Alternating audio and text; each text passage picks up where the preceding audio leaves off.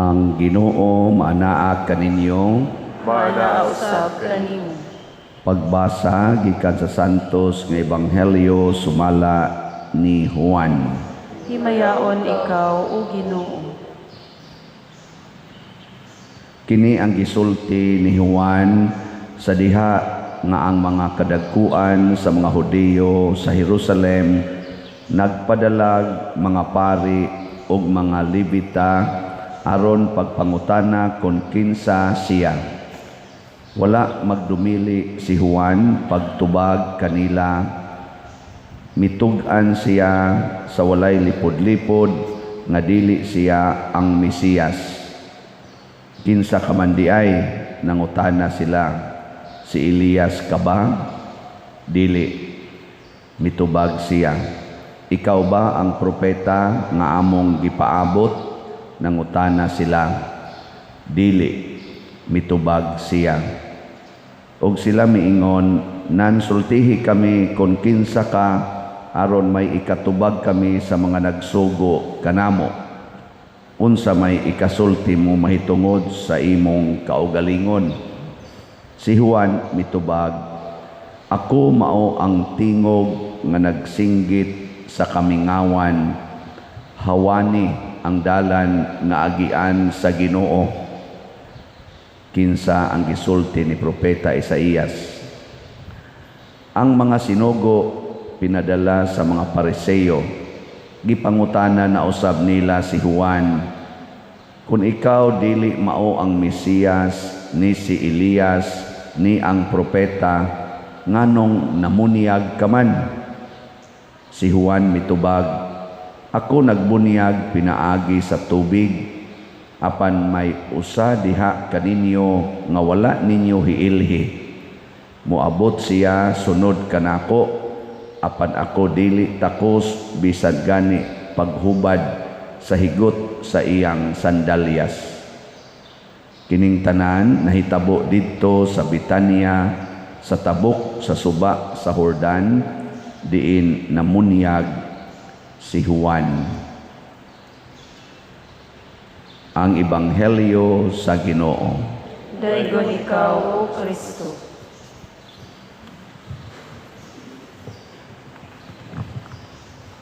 Nag-ingon si San Juan nga ebanghelista, dili si Juan Bautista. Kaya kining niya sa atong Ebanghelyo, si Juan Bautista man eh. Diri sa unang pagbasa, si Juan nga ebanghelista nga mao'y gasuwat sa aning atong Ebanghelyo, nag-ingon siya kinsa man ang bakakon. Ang bakakon kuno kadtong nag-ingon nga si Jesus dili mao ang Kristo.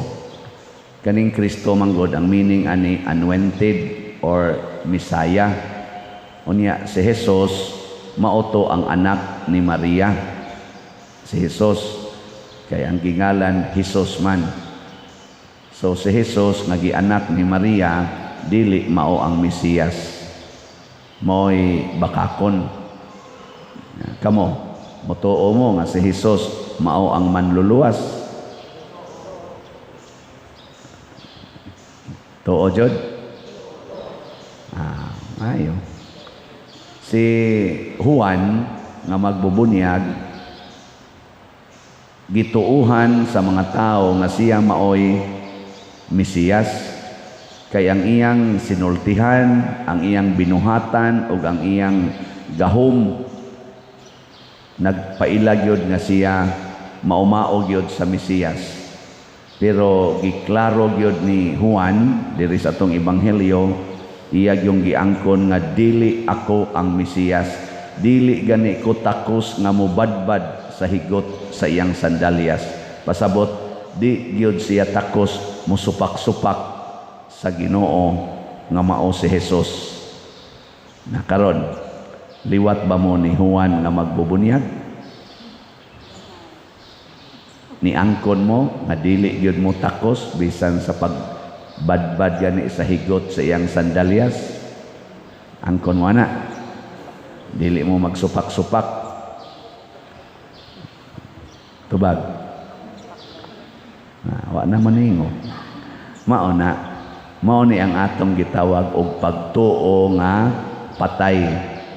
Kay nituo ta nga si Jesus Mesiyas mao'y manluluwas, pero nagpakaaron ingnon ta nga kita mao'y manluluwas. Kana diay magpalaygit ko kay aron wa na ko'y daghang anak, kay sus paita og daghang anak, maglisod gyud ta. Kinsay nag-ingon ana? Si Jesus? Dili. Ikaw, ang mga ekonomista, ang atong mga scientists na kunuhay nag-study sa atong population against sa atong income, mauna sila'y gasulti. Pero nalimutan ang Ginoo di ay makagamit sa 5 ka buok pan aron ipakaon sa 5,000 ka mga tao, masubraan pagani og 12 ka bukag, wa na ta mudawat ana. Ang atong gihuna-huna, ang atong personal human economic analysis. Oh, mao na kusog kayong palaygit, inom anang mga pills. Nya wa mo magbuhat ana. Nya nitubag sa nanguasan naminyo. Ang kuan kanini ang saingan ani kanang mentality. Kinsa ninyo dinhi ang okay ra gyud nga manganak og 12 ka buok ta sa kamot. Kana bang niuyon ana ba? Niuyon ana nga okay ra gyud nang 12 ka buok anak. Oy, wa na. Ang atong yung uti madawi karon panahon na lisod na karon panahon. May mantos una. Unsay maayos una, katong magsigirag daro, magsigig daro, nya magsig pangahoy, okay to? Mas okay karon kay daghan na tag trabaho, daghan na hingwartahan. Nya lisod na hinuon kuno karon. Ikumparar ang net worth sa Pilipinas o sa kalibutan ni ato mga 1960s, 1970s kaysa karon. Nya i-equate sa tawag to purchasing power sa kwarta sa una o karon ingka ay may mantus una pa din kay ang 5 stabos makapalit na magpagkaon. Unya pila ra man sa sweldo nimo? Naunsa ka diha? Pila ra man sa ipalit anang karon gani lalis naman gani anang sibuyas perting mahala og kuan sa una ang sibuyas ipanglabay ra daplin ay way hapit mo palit mga laos na lang guna sige na lang gutang hagpat anang nang muyilo na anang dahon anang sibuyas nga dahonan mga lata na lang ng mga bumbay kay di gyud kay mahalin karon ta tag 700 ang kilo di ba pasabot wa gitay rason nga moingon lisod sa una o sa mas lisod karon kumparar sa una. Ang importante na atay pagtuos Ginoo. Pero ko na sige na kog balik-balik dire nga nang pag sige na tog pangangkon anang mga yuta. Nagsugo des Kristo nga angkuna ng yuta. Nagsugo. Wow, ang iyang giingon ipanghatag. Pero pila man nato ang muuyon ana nga ipanghatag yun dili ang kunon. Oy, kuralon tagpila ka thousands of hectares, hundreds of hectares nya butangan dayog private property, no trespassing. Unya siya kusog kayong mo trespass sa laing property. Nga buangon ang iyang yuta giangkon dili paagian, sige siyang agi sa laing yuta. Ayan sa na. Di ba? Kana din gakural ka ng dagko kay yuta, wa din na sila moagi sa laing yuta di ay. Og mo travel sila ngadto sa southern part of Cebu, northern part of Cebu, wa din na sila moagi sa laing yuta. Nya kusog kay mo ingon private property, di gyud paagian. Nya sila magsigig agi sa laing yuta nga nahimo ganing public kay in service to the public, pero ilang yuta di paagian. Mga animal. Unsa man ang animal? Daw. Tanawan ng iro. Na isay pagkaon, na imudoon, sikmat. Nya dili kanon.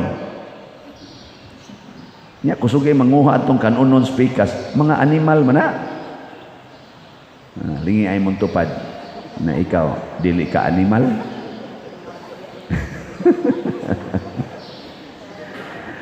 Oh na kining tanan nga naa nato ato gid utang gamiton sa pag-alagad ni Kristo, sa pagpaila nga si Kristo mao ang manluluwas dili kita. Mo na bright kay ni brilliant kay ni utok mga philosophers ni sila, mga theologians og mga dungganan nga mga tao kani si Basilio, Saint Basil and Saint ganing Gregory of Nazianzen. Purti ani nila mga brighta pero gigamit nila in service to Christ, in service to Jesus. Kanisad si Pope Emeritus, the late Pope Benedict XVI, or si Joseph Ratzinger, portis ang brightaan niya pero iyang gigamit in service to the church.